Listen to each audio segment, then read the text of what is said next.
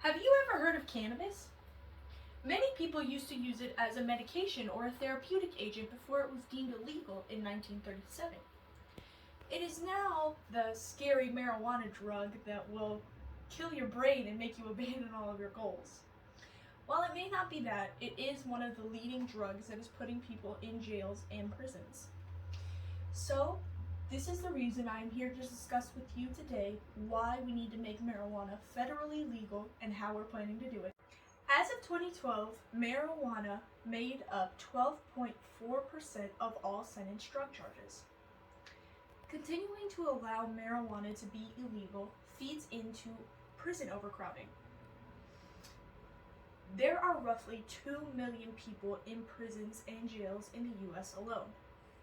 Having this many people makes it extremely difficult to provide the necessary medical care and other essential needs to all of the inmates. Prison overcrowding also leads to increased violence and causes the inmates to have to sleep on the floor because there are not enough beds to supply all of them. If we legalize marijuana, we would be able to relieve a lot of the overpopulated prison and jail facilities. Prisons and jails also cost the United States $84.6 billion annually. Another big problem with cannabis being illegal is a bit of a gray area, but people that don't know where to look to get safe marijuana may turn to an unreliable source and end up getting laced marijuana. Marijuana can be laced with various types of drugs, including methamphetamine, LSD, fentanyl, cocaine, and heroin, among others. Having dispensaries would 100% ensure safety in whatever product you got. This brings up another point I would like to talk about. Many of the people that disagree with the legalization of marijuana disagree with smoking the plant. However, opening dispensaries would allow for many different ways to ingest THC. Many dispensaries offer edibles, tinctures, and topicals. The next problem with marijuana being illegal is how much it costs the United States to control it. It costs them about $3.6 billion per year. Hopefully, as more states continue to legalize marijuana, this number will decrease, and hopefully it will completely disappear with federal legalization. The next big thing I would like to talk about is the original cause of why marijuana was made illegal. Back in the 1900s, after the Mexican Revolution, the US received an inrush of Mexican immigrants.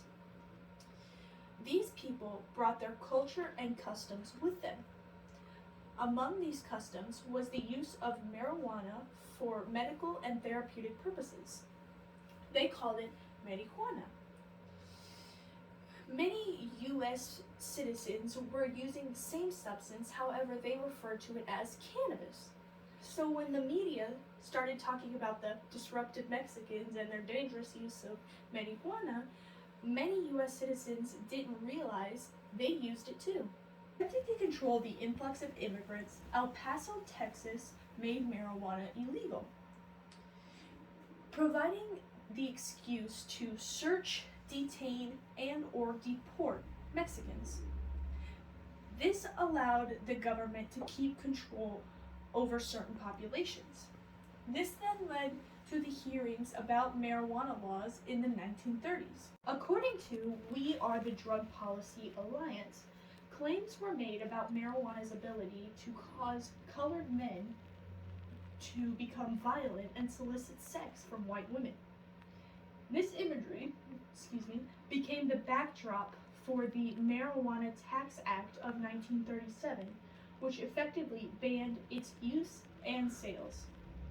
Since then, California and other states have legalized medical and or recreational use of the substance. The final element of my speech is the question, how are we going to make marijuana federally legal? Well, first we can look at what needs to happen in Congress. This month, the U.S. House actually passed a legislation that would federally decriminalize cannabis. According to 538, over 200 House Republicans voted against it, while only 3 voted for it. In comparison, over 200 House Democrats voted for it, while only 2 voted against it. Due to this information, it is predicted that this bill will not make it past the Senate. In order for it to go through, the Democrats would need 10 Republican senators to join them in breaking a filibuster.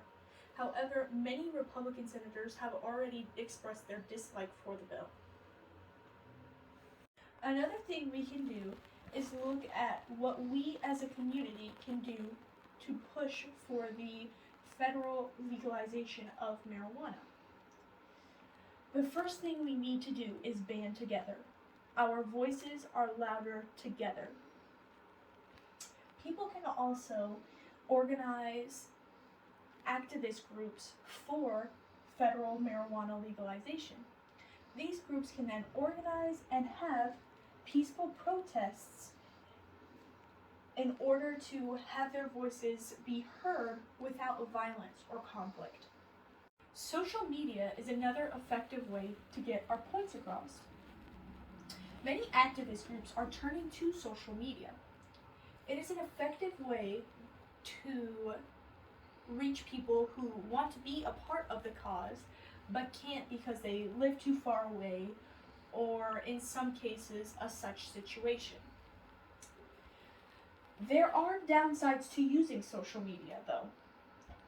Haters, Debbie Downers, negative Nancys, or whatever you'd like to call them.